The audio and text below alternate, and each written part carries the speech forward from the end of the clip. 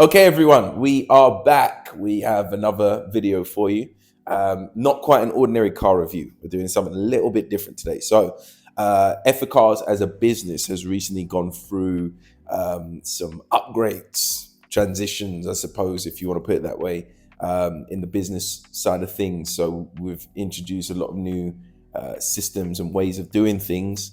And so we're going to talk about some of those things. There are a lot of people that ask about the journey of the business itself, people that I suppose are interested in business themselves, maybe entrepreneurs, they want to know about those things. It's not an easy thing. It's not an easy kind of road to take, but I suppose our video today might just give a bit of insight as to why we've made some of the decisions we've made recently and what that has meant for the business. How has that changed things? So there's a number of things that have changed. But for the better, and we're starting to see the reward. We're starting to reap the fruit of those changes and adaptations. So before we get into all that good stuff, though, I'm joined by Sam. And so, Sam, just introduce yourself to the people. I know you've been on videos before, but in case anyone hasn't seen those. Hi, I'm Sam, and I'm the executive admin here at Ethicars. Okay, cool. And so some of the changes that have happened, I'll list them out, and then I think Sam might ask some questions as we go on in the discussion to kind of see how those things have really affected Ethicars and how we do things. So, namely, Sam herself, there's been change there. So Sam started as part-time working for the company and everything, and it was one day a week as well, Yeah, I know. Imagine when the company was really small, just like 1 or 2 days a week and all of that. And then, recently it's as much as full-time hours, Monday to Friday, with the occasional Saturday. Yeah, but full-time hours, Monday to Friday. So that's great. And the business is, of course, doing well as a result of that. So that's one change. Another significant change is that those who have been watching and tracking our YouTube channel for a while, you'll notice that the location that we do our videos in has changed. And so we are actually in the Ethicars office, the head office now. So we've got a head office building. We're based in Bermondsey, Southeast London. And that was a recent change the last couple of months. So before we were kind of operating, we did the videos. I have there's like a shed thing in the back of my house. We were doing the videos from there. Made it look decent. It was okay. It was all right. It was okay. But, it wasn't fit for purpose. And obviously with the business growing and becoming more and more professional, we needed a professional environment. So we've recently got an office space here in Bermondsey. So that's another significant change. Then another change is that how and where we store our vehicles. We got to a point, and we're still at this kind of level of stock now, where we had about 45, it was between 40 and 45 vehicles in stock that we're selling. And so that's a lot of vehicles to kind of track and hold on to. And this is where the car business differs from a lot of other businesses. You could have a business like, for example, if you're buying and selling watches, I know people that do that, or jewelry or something a lot smaller, you can get away with just keeping that in your home. You can have a room with some safes or something. You make sure your home insurance is good because all of your stock is there. But you could do that from your home. You can package those things, send them off, and all of that. Cars is very different. Cars are large items to store. It's a lot of hassle trying to store vehicles. So for the longest while, I was relying on friends, that could look after some cars for me outside their homes, free parking. Was relying on some. I inquired for like hiring driveways and stuff. So getting a few of those things just to put cars anywhere. And you can imagine when you get up to 40 vehicles for sale, that becomes impractical. You can't really sustain that. So anyway, we recently got a storage unit, and that storage unit holds the vast majority of our cars.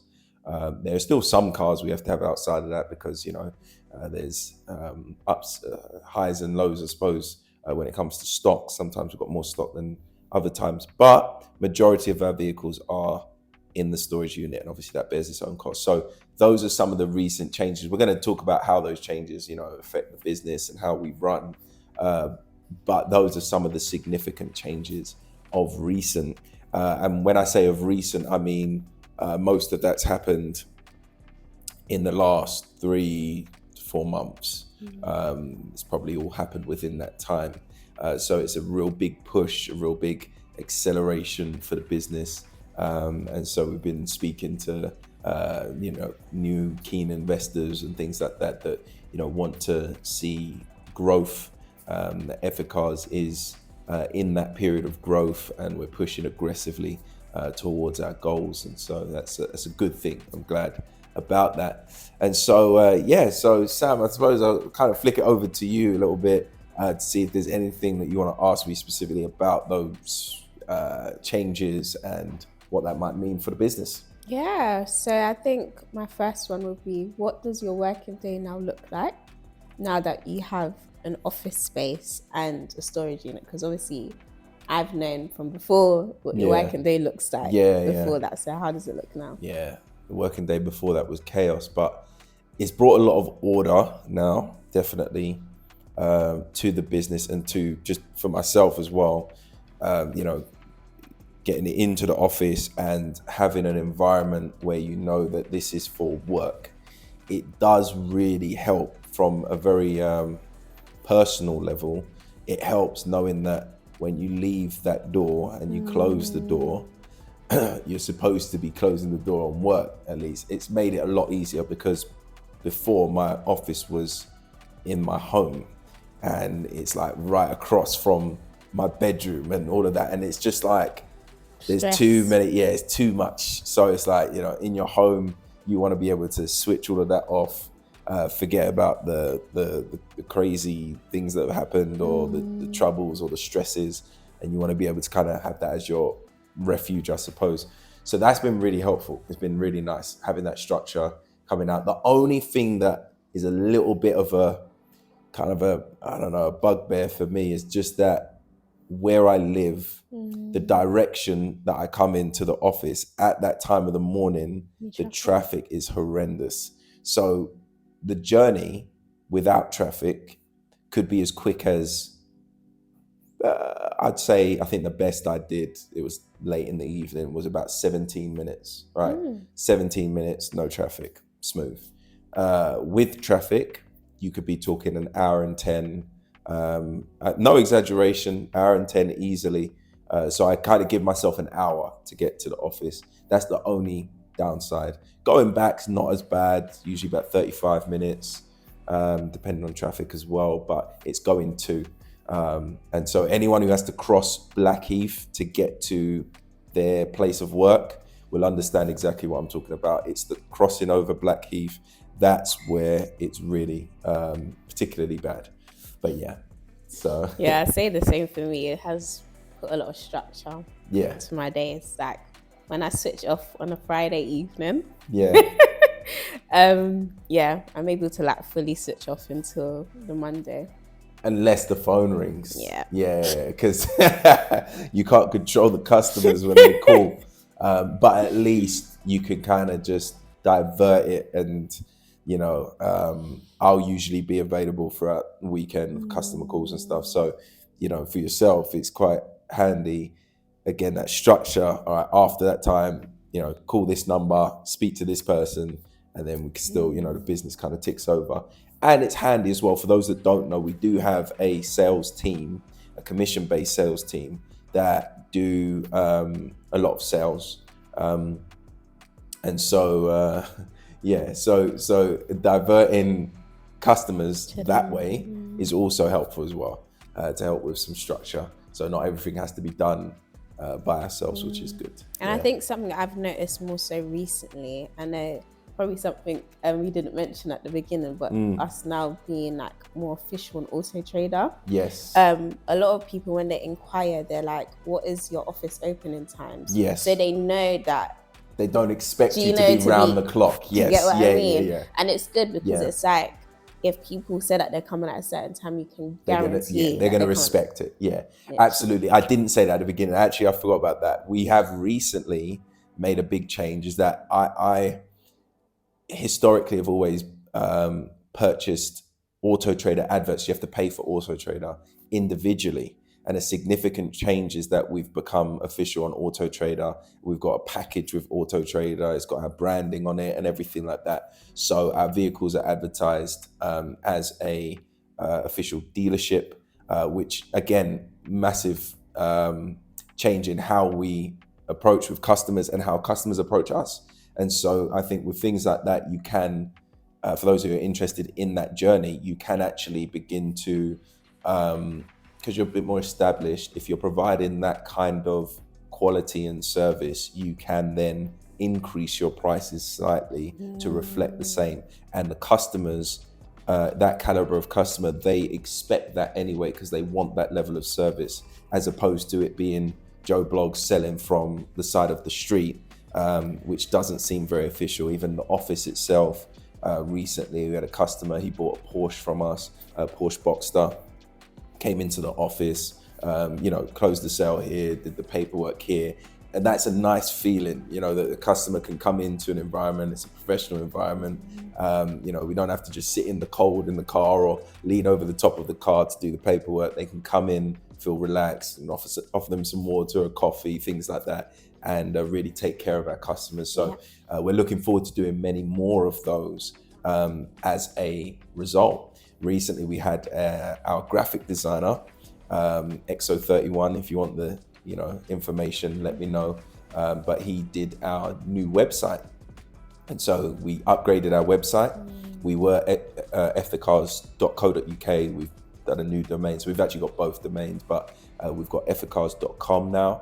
And if you go onto ethicars.com, you'll see the different pages that we have there. We've got an online shop. People can purchase vehicles. We are just finalizing the ability to make card purchases as well. So that's going to be finalized very, very soon. So watch out, watch the space for that one. But if you want the details of that graphic designer, do let me know. I'll put that out. In fact, I'll put it into the description below so you can get in contact, for your small business, whatever it is. He does a lot of work for many small businesses and very, very good graphics work. So feel free to get in touch. But yeah, those are some of the changes. One of the real benefits of having the storage unit, and in a way, not quite entirely, but in a way, a lot of the cost of the storage unit, a lot of that is actually recouped because we're not having to tax all the vehicles that we have, right? If you know about vehicles on the side of the road, vehicles they have to be taxed on the side of the road. They're supposed to be insured as well, but the tax really, becomes a real problem. And the reason being is that if they're not taxed, sometimes you see, if you're driving around, you'll see, we'll put a picture up, but you'll see a vehicle that's been clamped and it's got this big notice on it, untaxed vehicle. It's very embarrassing. Big triangle clamp from DVLA. If I'm honest, for those who are viewing, I can't tell you the amount of times I've had to deal with untaxed vehicles, clamped vehicles for one reason or another, but the tax ones are really annoying. You pay, on standard vehicles, you'll pay £260 to declamp it. And then you can get £160 of that back if you tax it quickly and let them know you've taxed it, but you've just lost £100, right? Taxing the vehicle from the get-go, it depends on the car itself. For example, we've had loads of Range Rovers in stock, Q7s, vans. These are really expensive to tax. Some of them are up to £60 a month and upwards to tax. So if you think about a fleet of 40 vehicles and you're paying road tax just to keep them on the side of the road, well, you're better off getting a storage unit and you recoup some of that cost. And then, that way you don't have to pay that ongoing, that tax bill. And it's annoying because they all have individual direct debits as well. So I'm just giving you insight into the car buying world, is that the individual direct debits mean that that's 40 transactions that go through your account. Not only that, if for any reason you like missed a direct debit payment for your tax, right? Let's say that happened. They don't let you use the same details again. So there was a time, this is way back, way back. There was a time when I had to keep using different bank accounts to tax my vehicles. And yeah. And then, while I'm on it anyway, I know I'm talking a lot, but while I'm on it, the other thing is if you get cars that you can't seem to tax online, that becomes a big problem. I had a vehicle, I think it had some sort of disabled class to it. So on the V5, it was like disabled class. It wasn't the normal taxing process because of how the previous owner had registered it, something like that. And so I tried to tax it, couldn't. It was untaxed. I assume it got clamped first. I don't know, but I went back a couple of days later to come and see the vehicle and move it. And it was gone. No. It wasn't clamped, it was missing. It was MIA. I've still got the keys are just up there. The keys are there. I've got the documentation. And it was gone. That one. Yeah, that was sad. It is sad, but the problem is that car wasn't so expensive to buy. So the amount that it cost me to take it out of the pound, tax it, insure it, all of that, I'm better off just saying, just take bye, take the L. But thankfully, because of the storage unit, we don't have to do that anymore. Yeah. So we don't have to suffer those losses. I had another van, similar thing happened. It was just gone one day. And I know as well, just from working here, that it's not always that safe leaving them on the side of the road, because I know there's been stories where people vandalize the cars or the vans, or they've tried to break into them, tried to steal them. The vandalizing one is what frustrates me the most, because what do you gain from that? Nothing, right? Whatsoever. So we had an Audi A4. We left it there. I think it was only like a night or two or something like that. Do you still have a picture of it? I think so. If we've got the picture, we'll put it up on there when we edit the video. But it was bad. Oh man, it was terrible. They keyed both sides of the car. They dragged off one of the wing mirrors. They managed to get into the vehicle, and what they'd done, it was around Halloween, and they'd thrown loads of pumpkin like remains and stuff into the car. Yeah, there was loads of pumpkin bits in the car. So it was nasty. And then so the window, I don't know how they got the window down, but they did. And inside, like the indicator, the lever, they'd ripped that out as well. It was horrible. So the repairs, to repair that car and bring it back to the standard it was, it's way more than the car's worth. So thankfully, again, we're not having to deal with that now, because all of our vehicles are nicely and securely locked up, which is good. But also that problem came about because of a lack of available people to collect vehicles. I was going back and forth personally to collect vehicles. That has grown a lot. That's changed a lot. I don't do many collections myself anymore. We've got people that do collections on our behalf, which is great. They get paid, it's happy days all round. But it means that our cars aren't sitting in locations for long periods of time, which is great. So we get the car, pull them, and they come straight to the unit, and it's there. And then once it's with me, it's to clean, to do pictures, get them sold.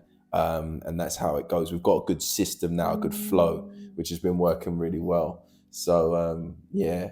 Okay, so for you then Sam, a question I suppose, when it comes to dealing with customers, how efficient has it been, going from the office to the storage unit? Because we're not too far away from the storage unit. It's walking distance from our office. About, what did you say, 10-minute walk?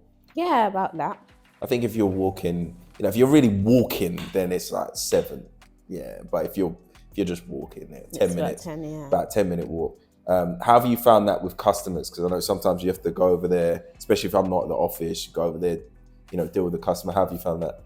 It's been very straightforward, to be fair, Mm-hmm. because obviously we have everything we need here: documents, keys, and obviously, as we were speaking before about with the Porsche Boxster, it depends on what car or whatever vehicle that the client's planning to buy. Yeah.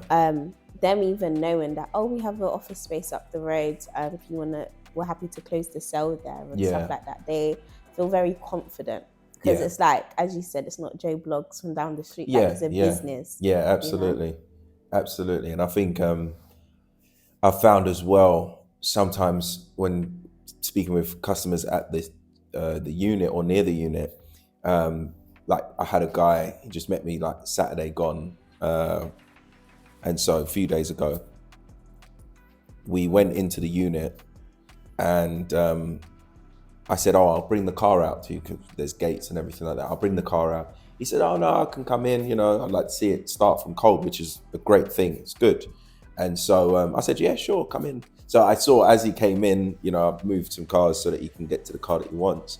And he's just looking around, looking at other cars and the other stock. And he took down my number afterwards because he's interested in some other things, vans and things like that. And that's happened a few occasions with me as well. Yeah. Like they've come to buy like a van, for example. Yeah. And then they're looking for a car also. Yes, exactly. Or they know someone that's looking for a car and they're like, oh, this would be great. My cousin's looking for a car. My nephew's looking for a car. And that seems to work really well. Whereas from the side of the road, because of how scattered the vehicles were, you can't really. It was horrible. And it was really bad because you get someone that calls you that says, I want to see this car. And you got to remember, where was that car parked?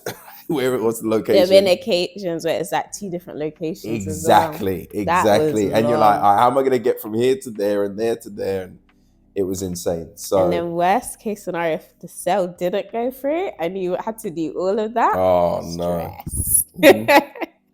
Yeah, it's a lot more. You can stomach it a lot better now. If a sale doesn't go through, I'll walk back over to the office. Yeah. It's not the end of the world. But if a sale didn't go through, then it's like, why? And I think probably deep down inside, I probably let some vehicles go cheaper because of that. Because I'm just like, I've put in so much effort to be here, to arrange this, that I'll just let you have it, whatever. But yeah, thankfully that's a thing of the past, which is good. That's good. Okay, cool. Well, I think the main changes for me, the main difference is that taxing situation. The safety and security of the vehicles is a massive thing. That must have been so stressful for you, just knowing that your cars are just all over and it's not somewhere secure, Yeah, I remember. So where I live, I have a 2-car driveway. Somehow I managed to squeeze 3 cars on there before, and then a car on the pavement just in front of the driveway to leave a little bit of a walkway. So I had 4 right outside, and then I'd have like some on the side roads, but I'd park them in a way where I could see them. So from my bedroom window, I could probably look up and down my street and see maybe 10 cars, like 10 of my cars, which still is only a fraction of the fleet, right? So, but it was 10 that I could see. And the problem with that, in the middle of the night, a car alarm goes off. Yeah. I assume it's mine, right? And so I spring up, like, those ones you're perfectly relaxed, and then you hear a car alarm, you're like, ah! You quickly run to the window only to find it was someone else's. I've got a neighbor whose car alarm always goes off, but I always think it's one of mine. Now when you hear it, you're like, it's not my car. Yeah. And I think it's really helped, and I think my neighbors probably love me a little bit more because there's less cars out and about. They probably love me a little bit more now, so they don't have to see that. And sometimes, like even right now as we're speaking, my driveway right now, it just has a Porsche Boxster on it, which I've been keeping near me because I like driving it every now and then. And there's an empty space, and so when I get back, obviously I'll put my car there and fill the space. But that was unheard of before. To have an empty space on my driveway was insane because I'd use every possible space available. So If you're thinking about the car buying journey, I know that there's a few people that have asked me many questions. People that want to come into the office as well and talk with us about our car buying journey. The car dealing industry is so big. Vehicles, whatever you're doing, like you might specialize in certain vehicles. You might be looking at repairing vehicles, sourcing vehicles, hiring vehicles, whatever you're looking at. If you've got questions or there's anything that we could kind of offer and help with, we're more than happy to. So you can get in touch, drop us a comment where I'm happy to link up and speak with people and to help them if they've got questions, if they want to get involved, or you're thinking of getting into the motor trade yourself. I definitely think that there is plenty of room in the motor industry for everyone to kind of, I say everyone, but for a lot of people to really get into it and to make some decent money and to have fun. If you enjoy cars, you're passionate about cars like I am, you're gonna have a lot of fun while doing it, which is great. But yeah, if you wanted to know a bit more, feel free, get in contact. So it's just a little update from us really about some of the changes, milestones. We're looking to function as we are for a considerable period of time now because we've got a good system. The only thing that we might add to this current setup is another unit, another storage unit. But what we'd want is another unit that we can put our high-end cars in. And so we will have two separate units based on the value of the vehicle. So that's something that we might do relatively soon, but watch the space for that. And we'll keep you updated. Stay with us on the journey and like and subscribe so that you're up to date with all that we're doing. And we'll post more videos like this soon as well. More discussions, more updates coming your way. Ordinary car reviews on the way as well. All right, take care. See you on the next one. Bye.